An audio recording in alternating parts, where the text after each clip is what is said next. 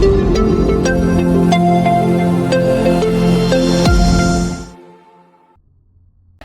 teman-teman Banyumas Lover, kembali lagi kita di studio Kejawar KM1 Banyumas. Dan kali ini teman-teman edisi yang spesial karena kita kedatangan tamu yang spesial, Prof. Budi Setiono, Esos, Empol Admin PhD, Sekretaris Kementerian Kependudukan dan Pembangunan Keluarga atau sekretaris utamanya BKKBN. Selamat datang, Prof. Selamat datang, Pak. Wah, ini apa kesan pertama dulu, Prof? Nyampe di UPT Kesan tentang apa ini? Kesan tentang pertama datang ke UPT Balediklat Banyumas dong. Luar biasa, Balediklat Banyumas ternyata lebih indah dari apa yang saya pikirkan sebelumnya, lebih luas dari apa yang juga saya perkirakan. Dan ternyata surprisingnya itu ada podcast yang juga di luar perkiraan saya. Jadi ini serba di luar perkiraan semua, tapi dalam arti yang positif, sehingga saya surprise dan berharap UPT Pusdiklat Banyumas bisa memiliki banyak peran lebih lanjut. Nanti akan banyak tugas akan diberikan oleh kementerian, dan saya kira eksistensi dari Pusdiklat semacam ini akan sangat krusial, membawa berbagai macam perspektif dan kebijakan baru sehubungan dengan berubahnya nomenklatur kita dari badan menjadi kementerian. Itu kira-kira. Luar biasa. Ini kesan yang luar biasa teman-teman Banyumas Lover, karena jarang sekali UPT ya dikunjungi petinggi-petingginya kementerian. Nanti kita akan sering kesini kan. Dengan senang hati, Prof. Nih, siap. Baik, dan teman-teman Banyumas Lover, karena hari ini tamunya khusus nih ya, khusus dengan Pak Ses. Kita akan ngobrol tentang bonus demografi. Mungkin ini istilah yang teman-teman sering dengar, istilah yang mungkin sering ada di kepala, tapi mungkin kadang apa sih gitu ya, kayak mungkin teman-teman sempat terpikir, tapi kita akan bahas lebih lanjut tentang pengaruhnya nih apa sih sama keluarga, sama kehidupan sosial, hal-hal yang dekat sama kita termasuk anak-anak. Tanpa berpanjang-panjang, langsung saja nih. Pak Ses, ini kan sering kita dengar tentang bonus demografi nih, dan teman-teman Banyumas Lover ini audiensnya umum, dari remaja sampai dengan orang-orang yang sudah dewasa. Secara sederhana bonus demografi itu apa, Pak? Oke, jadi bonus demografi itu suatu event yang dialami oleh suatu bangsa manakala jumlah penduduk dalam struktur kependudukan itu orang yang berusia produktif, usia produktif itu antara 15 sampai 65 tahun itu lebih banyak dari usia non produktif. Nah, sekarang di tempat kita itu sedang dalam situasi yang seperti itu. Angkanya bisa mencapai 70% usia yang produktif itu dibandingkan dengan yang non produktif. Nah, sedemikian rupa sehingga kita bisa disebut dalam masa bonus demografi. Memang ada beberapa skenario tentang kapan puncaknya, kapan selesainya, dan seterusnya. Tapi dari berbagai macam skenario dan proyeksi itu, hampir semuanya setuju kita sampai di 2030, mungkin sampai 2040, kita dalam masa surplus usia penduduk produktif. Itu kira-kira.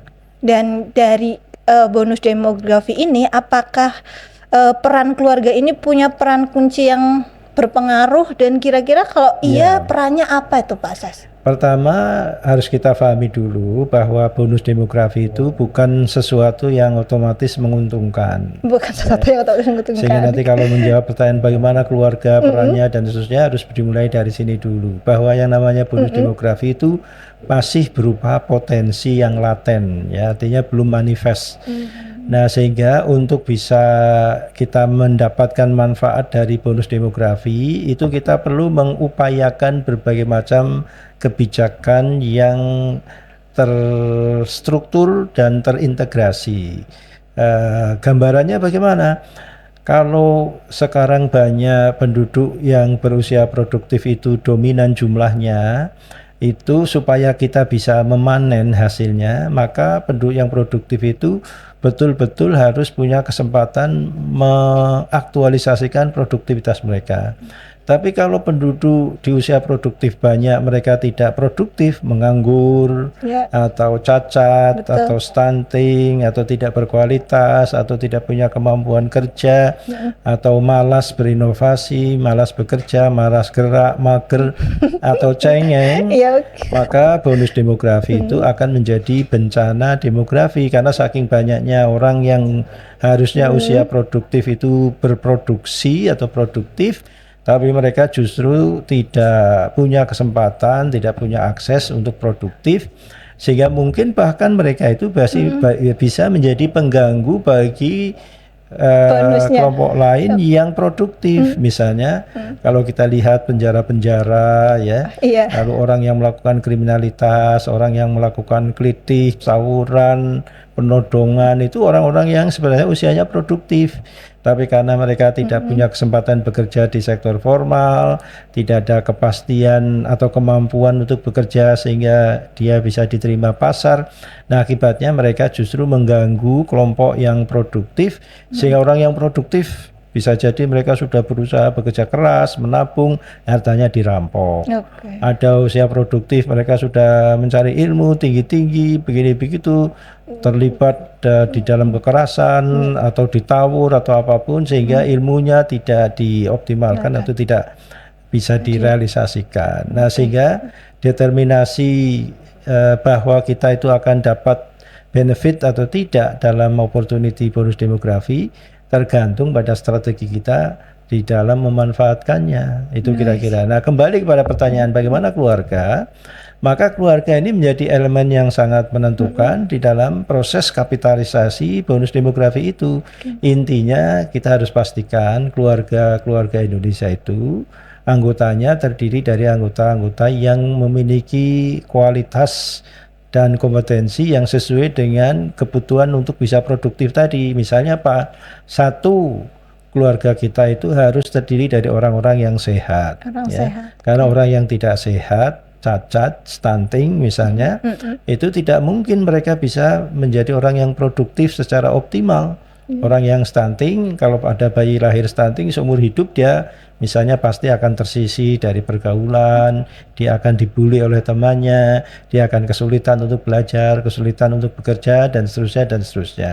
Atau juga kalau misalnya ada anggota keluarga yang terlibat dalam persoalan seperti minuman keras, narkoba, seks bebas, itu juga akan mempengaruhi kemampuan kompetitif adaptif mereka terhadap perkembangan dan persaingan yang ketat di era bonus demografi tersebut, karena saking banyaknya orang yang berusia produktif yang mungkin punya kualifikasi tertentu, sehingga kalau ada anggota keluarga kita misalnya amit-amit tidak berkualitas, ya mereka akan tersisih dengan sendirinya, mereka tidak bisa produktif, misalnya begitu. Kalau ada anggota keluarga tidak memiliki satu konsep yang bersemangat, misalnya untuk meraih masa depan gemilang, malas-malasan, ya, atau tidak punya cita-cita yang tinggi, ya sudahlah hidup begini-begini saja, Pasrah gitu ya. pasrah apa adanya, ya. Maka yang namanya peningkatan kesejahteraan secara individual, secara kolektif juga tidak tercapai. Nah, sehingga bonus demografi itu harus membangkitkan juga semangat pembangunan keluarga agar masing-masing keluarga kita betul-betul bisa inline dengan tuntutan akibat dari tingginya persaingan di dalam era bonus demografi itu. Oke, Itu luar kira-kira. biasa. Saya jadi penasaran nih. Tadi katanya banyak sektor yang harus ikut terlibat dalam mencapai bonus demografi gitu ya, Prof. Nah, kalau kementerian kita sendiri nih, Prof, ada strategi apa untuk menyongsong bonus demografi ini biar bisa tercapai? Ya, pertama tentu saja kita harus bisa menstimulasi sektor lembaga kementerian lain agar ikut memikirkan strategi kapitalisasi bonus demografi itu di dalam kebijakan segmentatif atau kebijakan sektoral atau kebijakan di lembaga kementerian masing-masing. Dan kemudian ada konvergensi yang bisa diciptakan antar program, kegiatan, kebijakan agar tidak tumpang tindih dan terjadi sinergi kemanfaatan dari apa yang dihasilkan oleh setiap lembaga dan kementerian. Kita juga menstimulasi adanya peta jalan Green Design pembangunan kependudukan di setiap daerah, di setiap level, kabupaten kota, provinsi, dan juga tingkat nasional, agar kita itu punya trajektori, punya milestone, ya, punya roadmap untuk memanfaatkan bonus demografi ini seperti apa, sehingga kemudian betul-betul kita kapitalisasi untuk menjadi modal meraih Indonesia emas atau Indonesia maju di tahun 2045. Nah, kemudian secara teknikal, selain kita melakukan konvergensi antar sektor, kementerian, lembaga, Kemenhub Bangga itu juga punya program-program quick win seperti misalnya genting untuk bisa memastikan tidak ada lagi bayi yang lahir stunting tadi, ya, agar mereka tidak menjadi beban bagi keseluruhan populasi yang lain. Kemudian kita juga punya tamasya untuk meningkatkan tingkat partisipasi angkatan kerja perempuan atau angkatan kerja secara umum, supaya orang yang atau keluarga yang memiliki anak tidak kebingungan kalau mereka tinggal kerja, anaknya dititip kemana, itu ya. Nah, itu tamasya, taman asuh sayang anak. Dan kemudian juga ada program gerakan ayah teladan Indonesia atau GATI. Itu dimaksudkan agar tadi ayah-ayah itu memberikan perhatian pada tumbuh kembang anak, agar anaknya tidak mager, tidak malas, tidak punya pemikiran untuk jangka panjang, tapi sebaliknya orang tua terutama ayah harus bisa menjadi teladan, memberikan gambaran tentang tantangan yang harus dihadapi oleh anaknya, dan juga memberikan perhatian secara langsung dalam tumbuh kembang mereka, menyediakan waktu untuk berdiskusi, menyediakan waktu untuk mendampingi, membersamai mereka dalam menempuh kesulitan hidup, memberikan bantuan ketika dibutuhkan. Jangan cuek saja anaknya sedang ujian, misalnya tidak pernah menyapa atau tidak pernah memberikan perhatian yang mencukupi, akhirnya anak mencari solusi di handphone, ya, di digital atau kepada orang lain. Nah, itu gerakan ayah teladan Indonesia. Dan kita juga punya program Sidaya, program lansia berdaya, untuk memastikan agar lansia kita walaupun sudah berusia non produktif, mereka juga harus menjadi kelompok yang tidak menjadi beban bagi orang lain. Mereka harus tetap sehat, tetap bahagia, tetap sejahtera, dan tetap mandiri, atau bahkan juga masih tetap bisa produktif, sehingga mereka tetap bisa berkontribusi kepada keluarganya, kepada negara, mungkin dengan masih bisa membayar pajak kalau memang memenuhi standar PTP, dan juga mereka tidak kesepian di hari tua, ya, karena ada peer group, ada teman yang lain dalam BKL, ada bina keluarga lansia, sehingga bisa saling tolong menolong ketika sakit, ketika kesepian, dan seterusnya, sehingga mereka tetap tidak merasa tersisih di hari tuanya. Dan kemudian jika kita punya super app, rencana untuk membuat aplikasi konseling keluarga yang berbasis AI, sehingga kita bisa melayani 24 jam siapa saja yang ingin bertanya tentang misalnya bagaimana cara membuat rumah tangga, mengasuh anak, melahirkan anak, menyusui, nanti mendampingi pertumbuhan anak, persoalan apa dalam misalnya masa remaja, masa dewasa, dan masa tua. Itu semuanya bisa terlayani 24 jam, baik secara analog maupun juga secara langsung dengan konselor yang kita sediakan. Kira-kira. Luar biasa. Jadi kita ngurusin dari sebelum ada sampai lansia, semuanya gitu. Pokoknya kita sampai lansia. Nah, Pak Sarman, Pak Ses, saya sangat tertarik nih. Tadi di acara sebelumnya Bapak cerita sudah berkeliling negara sampai 32. Oh iya, sampai tadi tahu 32 negara, kita melebihi target yang katanya ditulis hanya 20, sampai melebihi target. Nah, saya penasaran, pasti ini tidak jauh dari peran keluarga Pak Ses sendiri. Kira-kira nih Pak, prinsip sederhana atau prinsip hidup apa yang mungkin Bapak masih pegang sampai sekarang yang itu berasal dari keluarga gitu? Ayah saya itu seorang guru kepala sekolah SMP dulu di Kebasen. Kebasen, deket sini berarti Pak? Iya. Ayah saya itu dulu kepala sekolah SMP negeri Kebasen, namanya Pak Endarto dulu, almarhum, ya, sudah meninggal beliau. Nah, itu beliau mewariskan prinsip-prinsip pendidikan dan kualitas pendidikan kepada anak-anaknya, termasuk saya anak pertama. Sehingga walaupun sebagai seorang guru ada keterbatasan, beliau berpesan, kamu pastikan harus bisa menjadi orang yang memiliki pendidikan tertinggi. Artinya saya harus sampai ke level S3. Nah, itu selalu dimotivasi setiap saya dulu mencari sekolah SMP, beliau mendampingi SMA, juga mencarikan sekolah, ikut mendaftarkan, ikut hadir di sekolah, mengambil rapot, begitu ya. Begitupun kita ketika kuliah di Semarang, beliau ikut mengantarkan, mencari kos-kosan, menengokin kadang 2 bulan sekali, ya membawakan bekal ini itu, menanyakan ada kesulitan apa di kuliah, di sekolah, gurunya ada yang galak enggak, Sampai gitu ya. segitunya luar biasa. Terus kemudian dosennya kadang-kadang beliau nanyakan dosen itu yang itu dari daerah mana, terus kemudian kesehariannya beliau seperti apa, lalu mata kuliah apa yang kamu suka, begitu dia suka berdiskusi panjang lebar dengan saya pada saat saya di bangku SD, SMP, SMA. Bahkan dulu saya itu sering menang, dulu itu ada lomba cerdas cermat. Wah iya, aduh luar biasa. SD, SMP, SMA sih sudah enggak, tapi SD, SMP itu saya sampai menang juara kabupaten gara-gara ayah saya itu. Setiap malam dia sambil bacain doa, terus bacain buku, masih pakai lampu petromak tuh rumah Oh saya. yang di Pomba itu ya Pak, masih teman-teman nggak tahu tuh. Ingat itu. Jadi ayah saya itu membacakan bahan untuk cerdas cermat, besok kamu akan ada pertanyaan begini-gini, jawabannya ini, itu saya masih ingat tuh. Jadi ayah saya itu ayah teladan lah, makanya itu cocok. Gati kalau sekarang ya Pak. Iya. Lalu ketika saya kuliah, beliau ngantarin ke tempat nyari kos ya di Semarang, berpesan kamu di sini sendirian, ayah ibu di Banyumas, tapi jangan khawatir kalau ada apa-apa. Dulu belum ada telepon ya, surati atau Pakai telegram ayah. Nanti kalau ada apa-apa ayah tak ke Semarang begitu ya.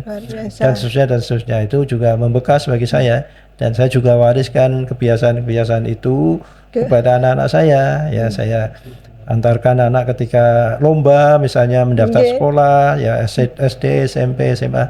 Kebetulan SD anak saya itu di Australia dahulu, sehingga saya juga mencarikan tempat di mana mereka bisa mengikuti pre-primary school di Australia, lalu primary school juga masih di Australia, pulang ke Indonesia, lalu sekolah SMP saya juga terus, SMA, kuliah itu saya juga carikan kos-kosan, dan juga saya tanyakan apa yang bisa lebih lanjut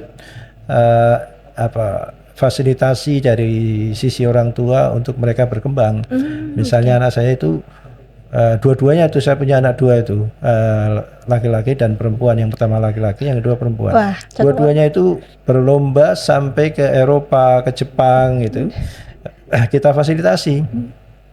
Tidak kita suruh-suruh, tapi kita coba gambarkan ini, kalau kamu ingin ada pengalaman, lombalah sampai ke luar negeri, kamu ikuti. Mereka iseng-iseng, ya saya dapat kesempatan lomba ke Korea, ke Jepang. Ya sudah, saya kadang-kadang mengantarkan mereka sampai ke bandara, lalu sampai di sana harus berjuang sendiri. Ayah masa sampai mendampingi sana, wong saya juga punya kerjaan, nggak mungkin meninggalkan kerjaan.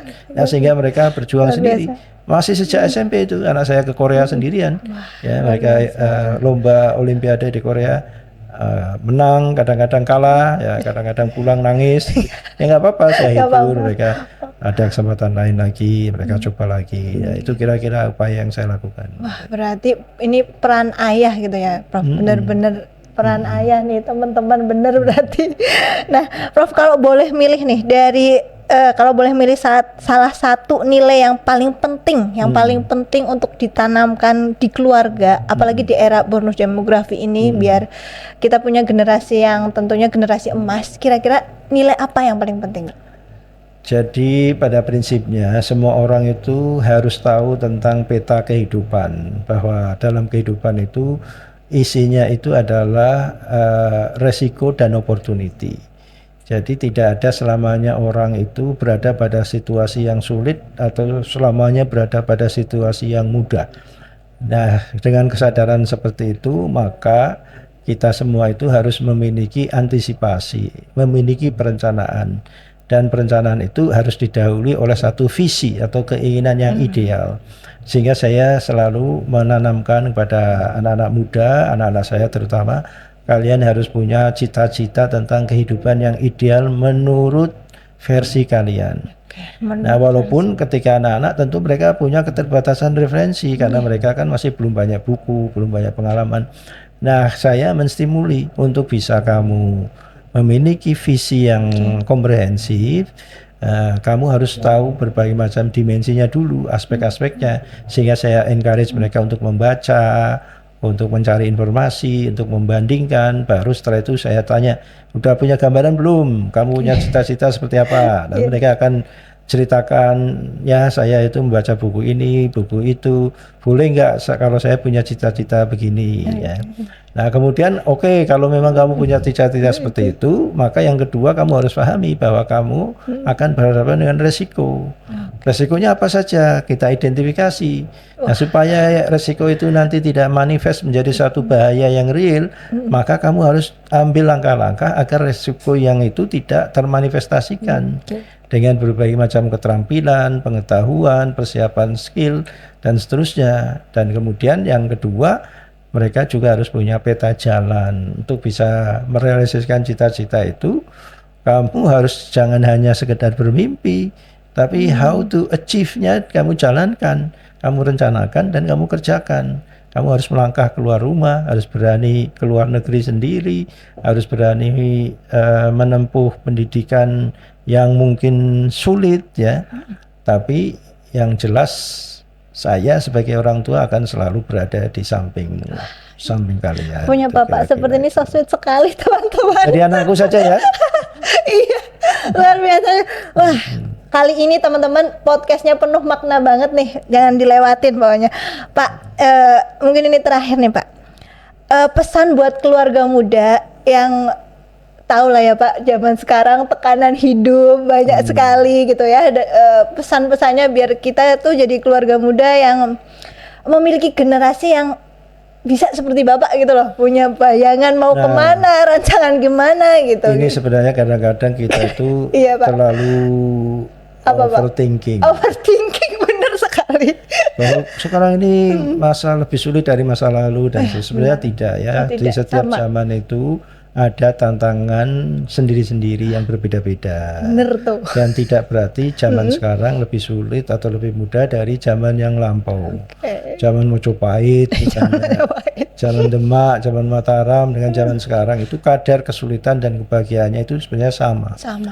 Zaman sekarang pun ada yang masih, kalau misalnya kemarin saya itu berkunjung ke Kampung Baduy di Banten ya. Iya Pak. Mereka toh bisa hidup bahagia juga dengan environment yang menurut kita kok bisa ya hidup di zaman sekarang. Mereka tidak punya handphone, tidak punya televisi, tidak ada listrik, tidak mau pakai sabun, tidak pakai baju-baju mewah seperti kita, tidak punya mobil, tidak punya kendaraan, bahkan sepeda pun tidak. Jalan kaki dari Baduy ke Bandung 3 hari mereka kerjakan ya, pulang pergi 6 hari. Tapi mereka wajahnya juga ada keceriaan. Kenyataannya toh pas manusia hidup di modern atau kaya atau miskin atau dalam kondisi apapun sebenarnya masih tetap punya dimensi bahagia dan tidak bahagia. Atau bahkan orang Baduy itu lebih bahagia dari kita walau alam ya. Tapi kenyataannya itu walaupun mereka dengan kondisi seperti itu toh mereka kelihatan wajahnya itu. Bahkan saya menilai kan orang Baduy itu lebih cantik-cantik dibandingkan dengan orang yang glowing ya Pak, Baduy, ya, tanpa skincare. Nah itu menimbulkan pertanyaan, kalau orang terlihat bahagia wajahnya, itu berarti mereka ya akumulasi kebahagiaan dan tingkat stresnya tentu itu lebih beruntung dibandingkan dengan kita. Barangkali kita stres, wajah kita itu menjadi muram karena setiap hari macet, setiap hari harus masuk kerja jam 8, pulang jam 4 sore, kadang-kadang kurang pendapatan, sedangkan orang Baduy barangkali tidak memikirkan hal itu, sehingga mereka itu kemudian wajahnya tetap glowing, cantik-cantik. Nah sehingga kemudian kalau disebutkan tadi, wah orang zaman sekarang berkeluarga sulit, zaman saya lebih sulit lagi, ya kan? Kalau dibandingannya gitu ya Pak? Iya, zaman saya lebih sulit lagi karena tidak punya bekal yang mencukupi, misalnya ya kayak tadi tidak ada listrik zaman saya kuliah sekolah itu. Kalau kuliah ada di Semarang ada listrik, tapi kalau di Banyumas saya dapat aliran listrik rumah itu ketika masuk SMP baru ada listrik di desa saya itu. Nah sehingga dulu itu belajar itu juga saya naik ke sepeda ontel ke SMP, waktu saya SMP saya di SMP Kemranjen itu naik sepeda ontel ya. Terus pulang pergi sangunya minim, bahkan bawa bekal dari rumah, nggak bawa Nggak banyak uang saku, jajan. ya nggak bawa jajan. Nah itu menunjukkan bahwa kesulitan-kesulitan itu ada setiap zaman ada kesulitan yang berbeda dari zaman yang lain. Tapi bukan berarti kesulitan itu tidak bisa kita atasi. Sepanjang kita punya visi yang kuat, punya ikhtiar yang terukur, punya trajektori yang jelas, maka kita tidak gampang terombang-ambing dan bisa menentukan prioritas-prioritas yang bisa kita antisipasi skenarionya. Bisa jadi misalnya apakah kita akan berumah tangga? Ya atau tidak jawabannya ya. Iya betul. Ya atau tidaknya tentu ditentukan oleh scanning terhadap kesiapan kita, lingkungan kita, keluarga kita. Berisiko, semua berisiko. Berumah tangga berisiko, Nggak berumah tidak berumah tangga juga berisiko. Ya, tinggal kita mitigasi risikonya bagaimana, kalau iya bagaimana, kalau tidak bagaimana. Kalau katakanlah kita mengambil kesimpulan, oke, kita berumah tangga, maka berikutnya kita punya anak atau tunda dulu. Punya anak berisiko, tidak punya anak juga berisiko. Dua-duanya tetap ada resikonya. Iya. Sehingga kemudian kita harus antisipasi kalau punya anak bagaimana, tidak bagaimana, dan seterusnya hidup dengan pilihan dan berbagai macam kemungkinan. Tapi percayalah, tidak ada masalah yang tidak bisa terpecahkan seandainya kita berusaha berikhtiar, berdoa. Ya, dengan berbagai macam, kita sebagai manusia itu dibekali oleh Tuhan dengan berbagai macam peralatan, kemampuan, daya lenting dan seterusnya. Ya, tinggal kita gali potensi kita itu. Jadi tetaplah semangat kalian mau berumah tangga, silahkan, tapi persiapkan dulu dengan baik rumah tangganya, jangan asal gedabruk ya. Kejabrok ya. Kalau orang Banyumas bilang tahu kecelakaan ya Pak. Iya, harus dipersiapkan dulu, dihitung secara matang, dirembuk kalkulasi bersama dengan calon, dengan keluarga ya. Baru setelah itu diputuskan akan bagaimana dan konsekuen dengan keputusan itu. Jangan kemudian ada kesulitan sedikit, istrinya ditinggal pergi, terus nggak bertanggung jawab, anaknya ditelantarkan, ya jangan. Gitu ya Pak. Harus bertanggung jawab. Kalian yang jadi suami, para laki-laki ya harus jadi ayah teladan, jangan jadi ayah pecundang. Wes, Harus udah terus. melindungi istrinya, anak-anaknya dengan sempurna begitu. Luar biasa. Jangan asal-asalan ya. Oke, kira-kira begitu. Luar biasa teman-teman. Kali ini langsung loh dari hasil ayah teladan yang menjadi ayah teladan nih. Tuh laki-laki ya dengerin enggak. Tapi ini buat semuanya teman-teman, ini obrolan yang sangat penuh makna, luar biasa sekali. Terima kasih Pak Ses sudah berkenan ngobrol-ngobrol di studionya Balai Diklat KKB Banyumas ya. Dan teman-teman yang setia nonton juga terima kasih. Jangan lupa like, komen ya, dan sampai jumpa lagi di segmen selanjutnya. Dadah. Terima kasih.